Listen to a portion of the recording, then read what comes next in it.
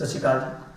आज कौमांतरी नर्सिस दिवस के मौके पर असी सारे नर्सिस ਨੂੰ सलाम करते हैं ਜਿਹੜੇ कि ਸਾਡੇ जी करोना वायरस के खिलाफ जी मुहिम है जंग है वो मोरली कतार से लड़ रहे हैं।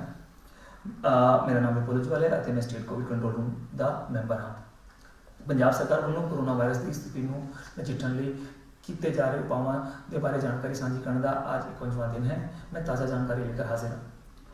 हुण तक कोरोना वायरस ने विश्व भर में 42,78,000 लोगों को संक्रमित किया है, 2,88,000 मौतों का कारण बने। भारत में इसने 71,400 लोगों को संक्रमित किया है, जिसमें 2,310 मौतें शामिल हैं। कोविड-19 महामारी दौरान पंजाब सरकार ने लोगों को निर्विघ्न सेहत सेवाएं यकीनी बनाने लिए एक ऑनलाइन एकीकृत टेलीमेडिसिन शुरू किया है। इसकी प्रक्रिया बहुत ही सरल है। जिस किसी को लोड होए वो साड़ी जी वैबसाइट है esanjeevaniopd.in ते लॉगिन करन अते अपने आप को रजिस्टर करन।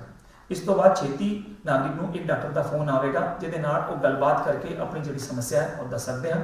वो डॉक्टर उन्होंने फोन पर ही ऑडियो वीडियो राही जो सलाह है डॉक्टरी मशवरा है वो देंगे। नाल उस तो बाद ही जी प्रिस्क्रिप्शन है जी दवाइयां हैं वो पर्ची भी तुहानू मोबाइल या लैपटॉप पर प्राप्त होगी। एक पर्ची तुसी नेड़ले कोई कैमिस्ट शॉप या साड़ी जी जन औषधि की दुकान होंगी उत्ते दिखाकर जी भी दवाई की लिखी गई है वो प्राप्त कर सकते हो। अज तक सरकारी माहर डॉक्टरों वालों 358 सलाह मशवरे दिए जा चुके हैं। सरकार सारे व्यक्तियों को अपने घर बैठे ही इस सुविधा का लाभ लेने लिए उत्साहित करती है। ये सुविधा सोमवार तो शनिचरवार सवेरे 10 बजे तो लेकर दोपहर 1 बजे तक उपलब्ध है।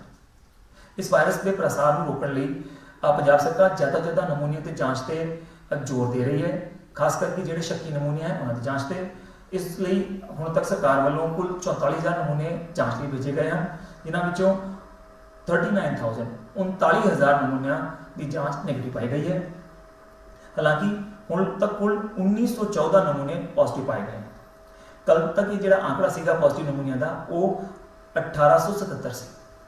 बदकिस्मती नाल हुण तक 32 लोगों की मौत हो चुकी है, परंतु खुशी की गल है कि हुण तक कुल 171 लोग पूरी तरह इस बीमारी तो ठीक हो चुके हैं। आज एक नवा मौत का मामला सामने आया है।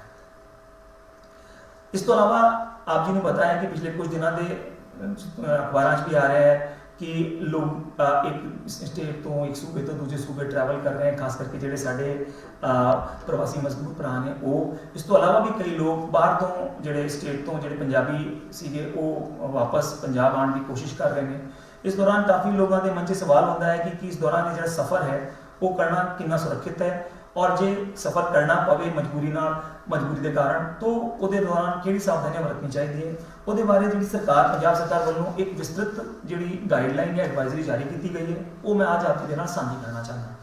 सब तो पहला मैं आप जी को ये दसना चाहवागा कि चूँकि ये कोविड महामारी इस वे चल रही है तो सब तो पहला आप सारे बेनती है कि सफ़र जे जरूरी ना होए तो उन्होंने पूरी तरह अवॉइड किया जाए। सिर्फ वही सफ़र किया जाए जो अत्यंत जरूरी हो।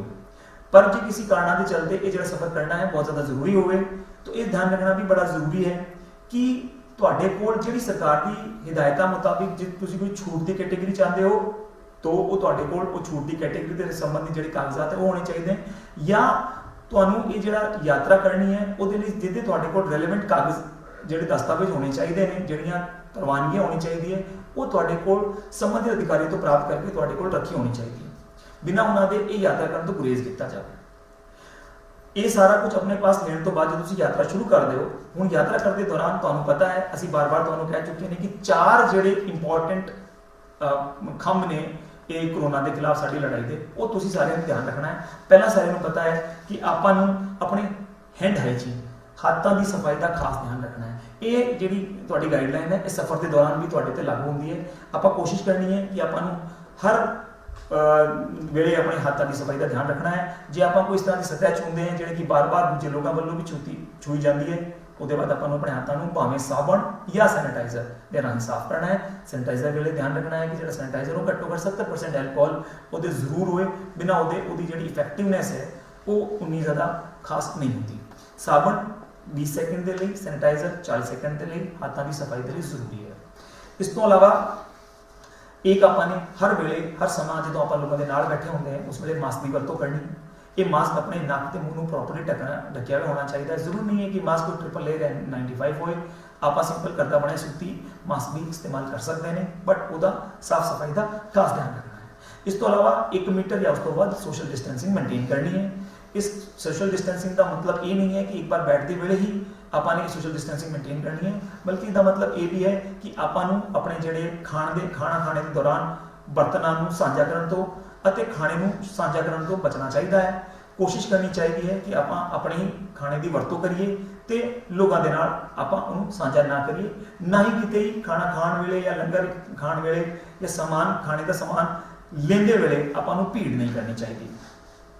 ਇਸ ਤੋਂ ਇਲਾਵਾ ਜੇ ਤੁਸੀਂ ਆਪਣੇ ਨਿੱਜੀ ਵਾਹਨ ਜਿਵੇਂ ਕਿ 4 ਵੀਲਰ 'ਚ ਯਾਤਰਾ ਕਰ ਰਹੇ ਹੋ ਤੇ ਧਿਆਨ ਰੱਖਣਾ ਚਾਹੀਦਾ ਹੈ ਕਿ ਨਿੱਜੀ ਵਾਹਨ 'ਚ ਇੱਕ ਟਾਈਮ ਸਿਰਫ 2 ਵਿਅਕਤੀਆਂ ਨੂੰ ਹੀ ਬੈਠਣ ਦੀ ਅਨੁਮਤੀ, ਇਸ ਤੋਂ ਵੱਧ ਲੋਕਾਂ ਨੂੰ ਇੱਕ 4 ਵੀਲਰ 'ਚ ਬੈਠਣ ਦੀ ਅਨੁਮਤੀ ਨਹੀਂ ਹੈ। ਮਾਸਕ ਮੈਂ ਆਪ ਜੀ ਨੂੰ ਪਹਿਲੇ ਹੀ ਦੱਸ ਚੁੱਕਿਆ ਕਿ ਹਰ ਵੇਲੇ ਆਪਣਾ ਨੱਕ ਤੇ ਮੂੰਹ ਆਪਾਂ ਨੂੰ ਢੱਕ ਕੇ ਰੱਖਣਾ ਹੈ। ਹੱਥ ਮਿਲਾਉਣ ਦੀ ਜਿਹੜੀ ਪ੍ਰਥਾ ਹੈ, ਜਿਹੜਾ ਆਪਣਾ ਗ੍ਰੀਟਿੰਗ ਕਰਨ ਦਾ ਤਰੀਕਾ ਹੈ, ਉਸ ਤੋਂ ਗੁਰੇਜ਼ ਕੀਤਾ ਜਾਵੇ। ਆਪਣੇ ਜਿਹੜੇ ਪੁਰਾਣੇ ਸੱਭਿਆਚਾਰ 'ਚ ਸਤਿ ਸ਼੍ਰੀ ਅਕਾਲ ਦੀ ਜਿਹੜੀ ਹੈ ਪਰੰਪਰਾ ਹੈ, ਉਹਨੂੰ ਆਪਾਂ ਵਾਪਸ ਇਸਤੇਮਾਲ ਕਰ ਸਕਦੇ ਹਾਂ ਤੇ ਆਪਾਂ ਨੂੰ ਲੋਕਾਂ ਨੂੰ ਜਿਹੜੀ ਗ੍ਰੀਟਿੰਗਸ ਹੈ ਉਹ ਸਤਿ ਸ਼੍ਰੀ ਅਕਾਲ ਜਾਂ ਨਮਸਤੇ ਕਰਕੇ ਕਰਨੀ ਚਾਹੀਦੀ ਹੈ।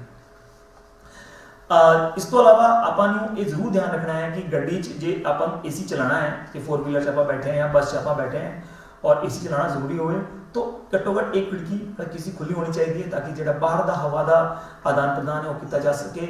और जी सरकार की एडवाइजरी भी एसी की कहती है कि जो वेंटिलेशन है बाहर की हवा का वो एसी वाले कमरे गड्डी सारी थां पर होना चाहिए।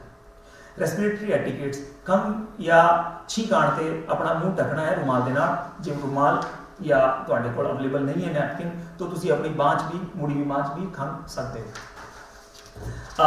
ਅਸੀਂ ਇਹ ਵੀ ਆਸ ਕਰਦੇ ਹਾਂ ਕਿ ਸਾਰੇ ਬੰਦੇ ਜਿਹੜੇ ਯਾਤਰਾ ਕਰਨਗੇ ਉਹਨਾਂ ਦੀ ਥਰਮਲ ਸਕੈਨਰ ਨਾਲ ਰਾਹੀਂ ਜਿਹੜੀ ਉਹਨਾਂ ਦੇ ਬੁਖਾਰ ਦੀ ਜਾਂਚ ਕੀਤੀ ਜਾਵੇਗੀ। ਔਰ ਇਹ ਵੀ ਧਿਆਨ ਰੱਖਣਾ ਹੈ ਕਿ ਤੁਹਾਨੂੰ ਜੇ ਕਿਸੇ ਚੈੱਕ ਪੁਆਇੰਟ ਤੇ ਰੋਕ ਕੇ ਤੁਹਾਡੇ ਤੋਂ ਜਾਣਕਾਰੀ ਲਿੱਤੀ ਜਾਂਦੀ ਹੈ ਤਾਂ ਜੇ ਪਿਛਲੇ 14 ਦਿਨਾਂ ਤੁਸੀਂ ਕਿਸੇ ਕੰਟੇਨਮੈਂਟ ਜ਼ੋਨ 'ਚ ਤੁਸੀਂ ਗਏ ਹੋ ਉਹਦੇ ਬਾਰੇ ਤੁਸੀਂ ਇਮਾਨਦਾਰੀ ਨਾਲ ਉਹ ਜਿਹੜੀ ਜਾਣਕਾਰੀ ਹੈ, ਜਿਹੜੀ ਵੀ ਅਥਾਰਟੀਜ਼ ਜਿਹੜੇ ਵੀ ਅਧਿਕਾਰੀ ਤੁਹਾਡੇ ਤੋਂ ਪੁੱਛਦੇ ਹਨ ਉਹਨਾਂ ਦੇ ਨਾਲ ਇਹ ਇਨਫੋਰਮੇਸ਼ਨ ਜਾਂ ਜਾਣਕਾਰੀ ਤੁਸੀਂ ਸਾਂਝੀ ਕਰਨੀ ਹੈ।